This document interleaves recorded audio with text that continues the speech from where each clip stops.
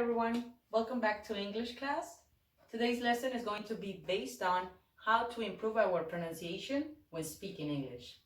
So, many people have asked me some tips about how can I improve my pronunciation. I sound very Latin, or I don't think I sound good enough. A great way to work this out is using tongue twisters, which is excellent for you guys who want to become really fluent or don't have that accent that you're looking for. This is a great way to do it. Let's look at the R pronunciation, which is very different, right? It's not the same to say carro than to say car. So the tongue is very different, right? So you don't say Laura, you say Laura.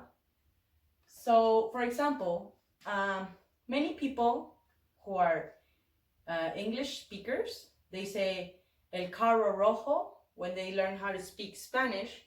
And they do this because the tongue is at the very, very end of their mouth.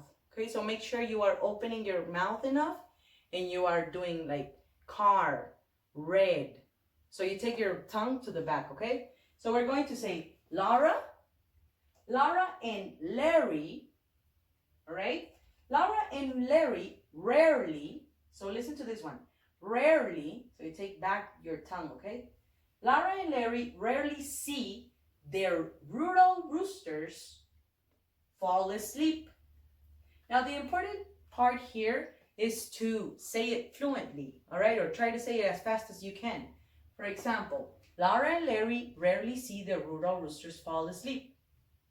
As soon as you get enough practice, maybe at some point you'll get to say, Laura and Larry rarely see their rural roosters fall asleep. It sounds complicated at the beginning, but I'm sure that after you have a lot of practice, you can do it, guys. Let's look at another typical mistakes we do with the S. All right? Now, every time we see, I know that the letter is S, but when we have a word, the sound changes to S. All right? So forget the E, because I have heard a lot of people, for example, when they say spell, they say, how do you spell? But you don't say E, you just say, how do you spell? Right? So make sure you're only pronouncing the S and not E. All right? Let's look at this example. This one says, she sells seashells by the seashore.